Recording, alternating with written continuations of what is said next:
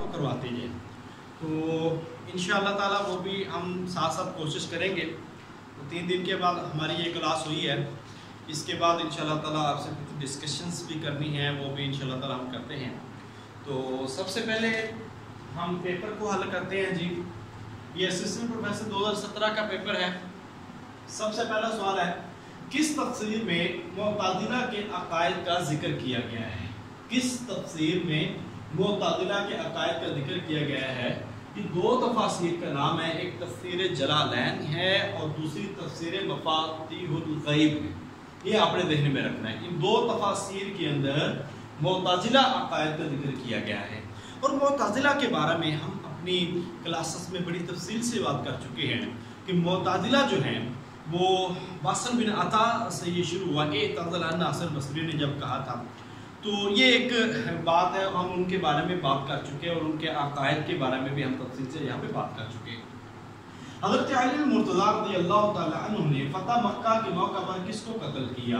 تو حارث بن نفیل کو حضرت علی المرتضی رضی اللہ تعالی عنہ نے فتح مکہ کے موقع پر قتل کیا ہے. تو ہم فتح مکہ آپ کو پتا 8 ہجری کے اندر یا ہسٹری کے پورشن میں ہم کافی ساری چیزیں ڈسکس کر کے آئے ہیں. محمد بن مسلمہ رضی اللہ تعالی عنہ نے فتح خیبر کے موقع پر کون سا قلعہ فتح کیا؟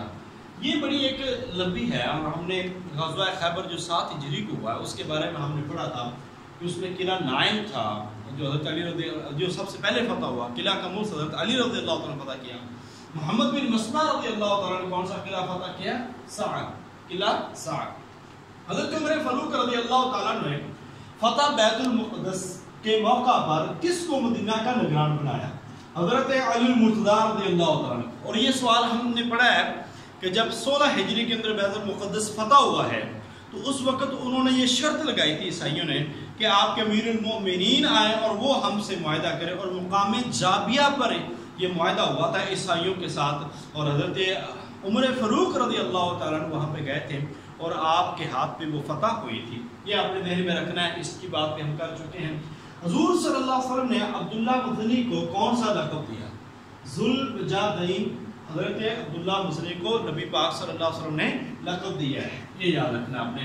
وقوف عرفات کس تاریخ کو ہوتا ہے؟ یہ بڑا مشہور و معروف سوال ہے. یہ حج کے متعلقہ ہے. وقوف عرفہ, یوم عرفہ, یہ آپ نے یاد رکھنا ہے. یوم تربیہ 8 ہوتا ہے, 9 یوم عرفہ 9 ہوتا ہے. وقوف عرفہ جس سے حج کا خطبہ ہوتا ہے. اور ایسے ہی یوم النحر وہ 10 کو ہوتا ہے. اس کے بعد ایام تشریق ہوتے ہیں. تو ان دنوں کو بھی آپ نے تفصیل سے دیکھنا ہے کیونکہ ایام تشریق تقریباً ہر ایک دوسرے پیپر میں وہ آ رہے ہیں. ٹھیک ہے, یہ آپ نے ذہن میں رکھنا ہے. نیکسٹ سوال ہے 194 ہجری سے 256 ہجری کس محدث کا دور ہے؟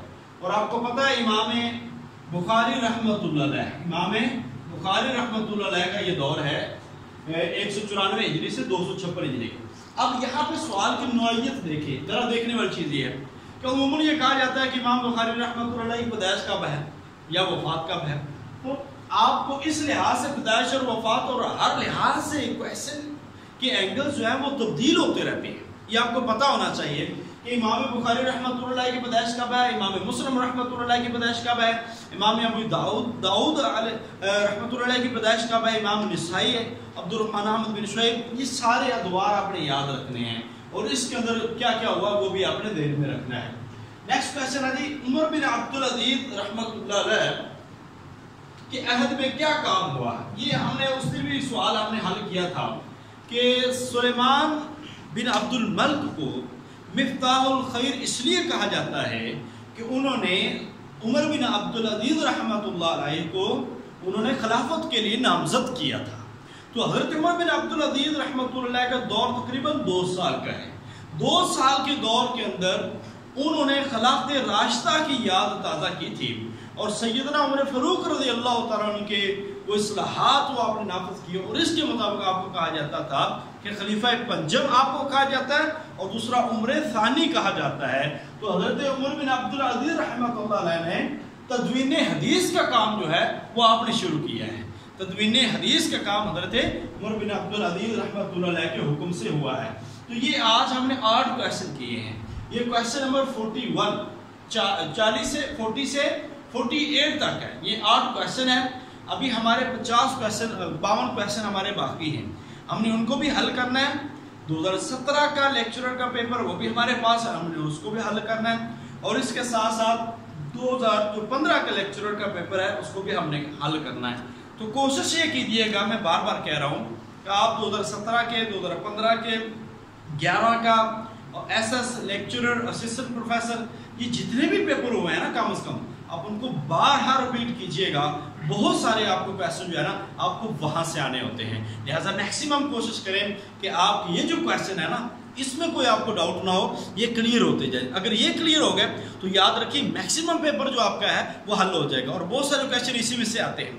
باقی ہم جنرل نالج بھی آپ کو شیئر کر رہے ہیں، اور خود سے بھی کوشش کریں۔ آپ کمپیوٹر کے بیسک نالج ہے، سائنسز کا ہے، میتھ کے بیسک کویشچن ہے، انگلش کی جو بیسک چیزیں ہیں، انشاءاللہ 85 مارکس کا جو پیپر ہے 85 سے 86 وہ آپ کا حل یہاں پہ ہو رہا ہے، کیونکہ پاک اسٹڈی بھی ہم کروا رہے ہیں، اس کے ساتھ ساتھ اردو کی کچھ چیزیں بھی ہم آپ سے ڈسکس کرتے جائیں گے۔ تو پاک اسٹڈی کا پورشن اور کرنٹ افیئر وہ یہاں پہ انشاءاللہ تعالیٰ حل ہوتے جائیں گے۔ کل سے انشاءاللہ روزانہ 2 سے 3 کویشچن جو ہے نا میں کرنٹ افیئرس کے آپ کو یہاں پہ ڈسکس کیا کروں گا انشاءاللہ تعالیٰ۔ تو ان چیزوں کو آپ نے ذہن میں رکھنا ہے۔ باقی